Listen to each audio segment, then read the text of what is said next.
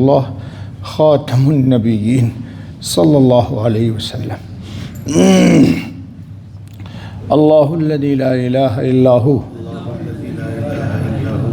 الرحمن الرحیم الملک القدوس السلام المومن المہیمن العزیز الجبار المتکبر الخالق الباری المصور الغفار القہار الوہاب الرزاق الفتاح العلیم القابض الباسط الخافض الرافع المعز المذل السمیع البصیر الحکم العدل اللطیف الخبیر الحلیم العظیم الغفور الشکور العلی الکبیر الحفیظ المقیت الحسیب الجلیل الکریم الرقیب جل جلالہ۔ دوستو، اللہ رب العزت کے اسماء حسنہ میں مبارک اور خوبصورت نام الرقیب جل جلالہ ہمارے سامنے ہے۔ کئی روز سے اس کی تھوڑی تھوڑی وضاحت آپ کے سامنے آ رہی ہے۔ رقیب کا ترجمہ بہت بولیے بھول گئے، نگہبان، نگراں، نگہبانی کرنے والا، جی کیچڑ سے دلدل سے بچانے والا، اور اگر بچے ہوئے ہیں تو اس سے حفاظت کرنے والا۔ اللہ ہم کو گناہ کے کیچڑ سے بچا لے۔ چلو دوستو، عجیب بات ہے۔ قال عیسیٰ علیہ السلام یا معشر الحواریین کلموا اللہ کثیرا وکلموا الناس قلیلا۔ قالوا کیف نکلم اللہ کثیرا قال اختلوا بمناجاتہ اخلوا بدعائہ۔ کیا بات کہہ دی۔ حضرت عیسیٰ علیہ السلام نے اپنے حواریوں سے کہا کہ اللہ تعالیٰ سے بہت زیادہ بات کیا کرو اور لوگوں سے بہت کم بات کیا کرو۔ ہمارا حال کیا ہے؟ ہم اللہ تعالیٰ سے تو بالکل ہی بات نہیں کرتے، اور مخلوق کی گل اتنی ہے کہ ختم ہی نہیں ہوتی۔ گل سمجھتے ہو؟ پنجابی میں بولتے گل، ٹاکنگ، بات کرنا۔ تو ہم مخلوق سے اتنی بات کرتے کہ ہم کو اللہ سے بات کرنے کی فرصت ہی نہیں ہے۔ لوگوں نے کہا کہ اے عیسیٰ ابن مریم، ہم کیسے اللہ تعالیٰ سے بات کریں؟ تو حضرت عیسیٰ علیہ السلام نے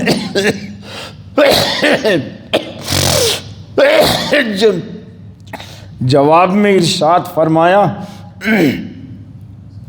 اختلوا بمناجاتہ، خلوت میں، تنہائی میں اللہ سے مناجات کیا کرو۔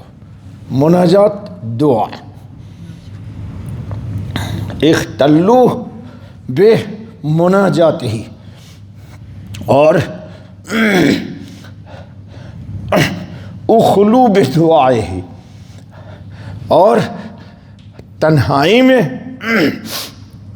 اپنی درد، دکھرا، مصیبت، درد، الم، ہم، غم، پریشانی، جو کچھ ہے دل کھول کے ان سے کہا کرو۔ اور یہ بات میں کہتا ہوں، اور بات کرنے میں یعنی گل اور ٹاکنگ کرنے میں اللہ سے جھجکو نہیں، شرماؤ نہیں، اور الفاظ کو مت سجاؤ۔ ٹھیک ہے؟ اپنی مادری زبان میں، آپ کی زبان سندھی ہے، پنجابی ہے، ملیالی ہے، تیلگو ہے، اردو ہے، جو بھی ہے، اپنی مادری زبان میں دل کھول کے ان سے باتیں کرو۔ دیکھنا جب اپنی زبان میں ان سے باتیں کرو گے نا تو تمہارے جسم سہم جائیں گے، جی سہر جائے گا، رونگٹے کھڑے ہو جائیں گے، اور ان کی عظمت، ان کی رحمت کا دروازہ کھلے گا اور تم بلبلانے لگو گے، رونے لگو گے۔ اگر سمجھ لو کہ مناجات میں بدن سہر گیا، آپ رو پڑے، گر گرانے لگے، بلبلانے لگے، تو اس وقت دل کھول کر کے مانگ لینا، جو کچھ مانگو گے وہ سب قبول ہے۔ لیکن یہ کیفیت ہم آپ کو نہیں دے سکتے اور نہ آپ مجھے دے سکتے ہیں۔ یہ کیفیت تو صرف خلوت میں اخلاص کے ساتھ تنہائی میں ان کو پکارنے سے ملے گی۔ وہ بہت خوش ہوتے ہیں۔ کون؟ اللہ کے سامنے جب بندہ ہاتھ پھیلا دیتا ہے تو وہ بہت خوش ہوتے ہیں۔ کیوں؟ ان کے خزانے میں اتنا ہے، اور آپ کی اور ہماری موت تک نہیں، قبر میں، حشر میں، نشر میں، پلسرات پر، جنت میں داخلے تک، اور جنت میں داخلے کے بعد بھی جو کچھ مجھے چاہیے وہ سب ان کے خزانے میں۔ جی مانگنے والا مانگتے مانگتے تھک سکتا ہے، لیکن اللہ معطی ہے، وہ یہ نام گزر چکا شاید درس میں۔ دینے والا دینے میں نہیں تھکتا ہے دوستو، لینے والا تھک جاتا ہے، دینے والا نہیں تھکتا۔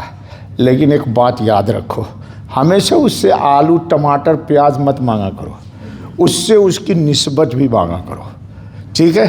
ہم لوگ کیا کرتے ہیں؟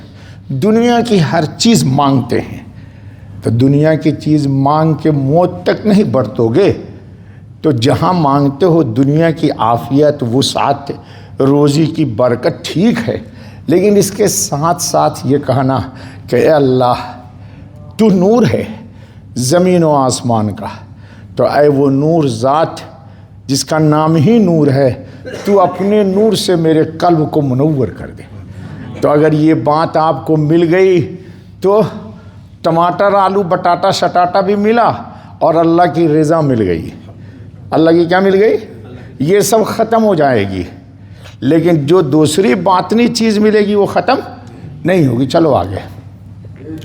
محمد بن نضر ایک بہت بڑے اللہ والے ہیں، سے کہا گیا کہ آپ کو اکیلے میں وحشت نہیں ہوتی؟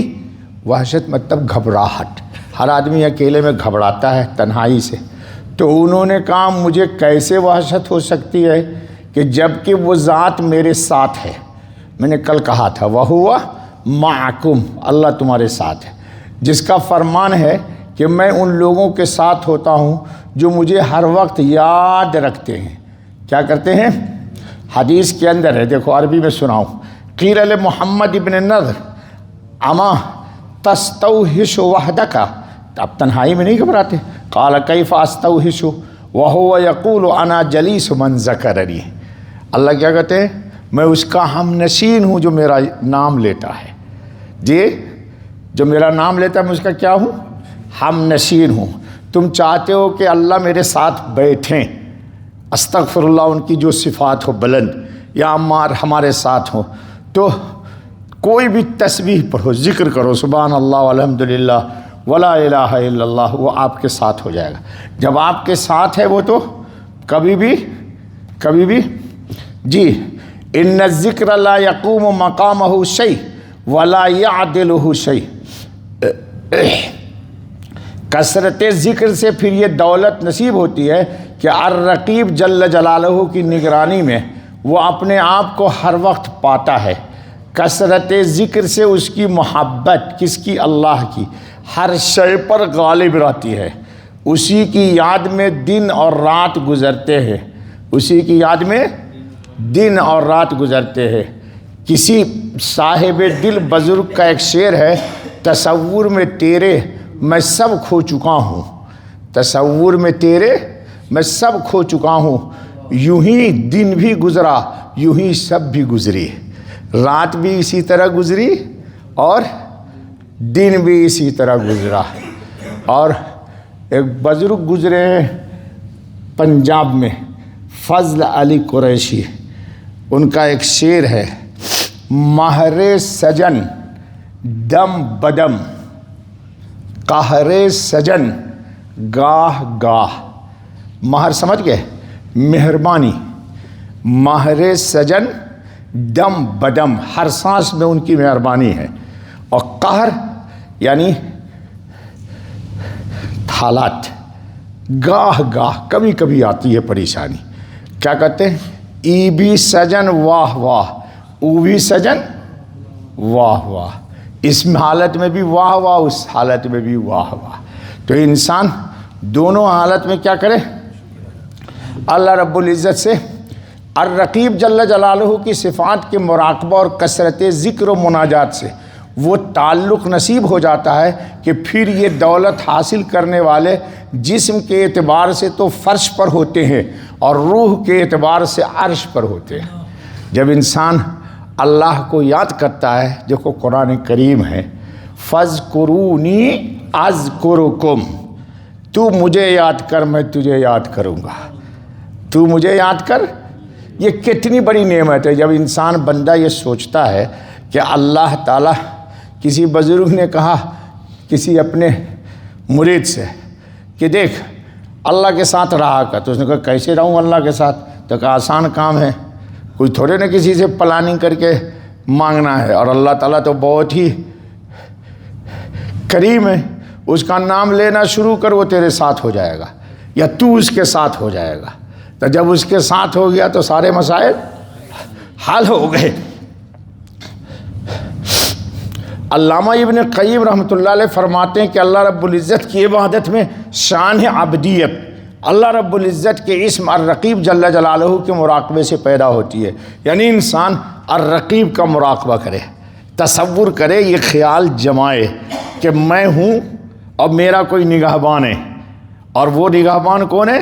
عرش عظیم کے رب کا مالک ہے وہ، جی وہ میری نگہبانی میں ہے۔ اس لیے کہ جب بندہ یہ جان لیتا ہے کہ اس کی تمام حرکات خاص ظاہر ہو یا چھپی ہوئی اللہ تعالیٰ کے علم میں ہے، اور اس بات کو بندہ ہر وقت اپنے ذہن میں مستحضر رکھے، تو یہ بات اس بندے کو ہر اس فکر اور خیال سے محفوظ رکھتی ہے جو اللہ تعالیٰ کی ناراضگی کا سبب ہو، اور اس بندے کا ظاہر ہر اس فعل اور قول سے محفوظ ہو جاتا ہے جو اللہ تعالیٰ کے غضب کو دعوت دیتا ہو، اور یہ بندہ آہستہ آہستہ مقام احسان تک پہنچ جاتا ہے۔ پھر یہ بندہ اللہ تعالیٰ کی عبادت اس طرح کرتا ہے گویا یہ اللہ تعالیٰ کو دیکھ رہا ہو۔ اگر اس مقام کو نہ پائے تو کم از کم اتنا ضرور ہو جاتا ہے کہ اس بندے کو اس بات کا استحضار حاصل ہو جاتا ہے کہ اللہ تعالیٰ اسے دیکھتے ہیں۔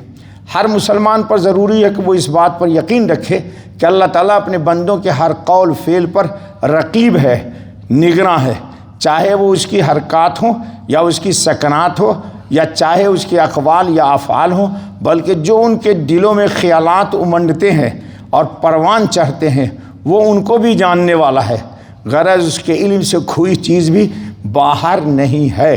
اللہ رب العزت کا ارشاد ہے جس کا ترجمہ ہے، اور جان رکھو کہ اللہ تعالیٰ کو معلوم ہے کہ جو کچھ تمہارے دل میں ہے سو اس سے ڈرتے رہو۔ وَاعْلَمُوا أَنَّ اللَّهَ يَعْلَمُ مَا فِي أَنفُسِكُمْ فَاحْذَرُوهُ، سورہ بقرہ میں ہے کہ یقین رکھو کہ جو کچھ بھی تمہارے دل میں ہے اللہ اسے جانتا ہے، تو دل میں کبھی کوئی غلط خیال آنے نہ پائے، اس سے بچنا چاہیے دوستو۔ اللہ ہم کو آپ کو سب کو اپنی ذات کا استحضار عطا فرمائے۔ بس بابا، سبحان اللہ وبحمدہ، سبحان اللہ العظیم، سبحانک اللہم وبحمدک، اشہد ان لا الہ الا انت استغفرک۔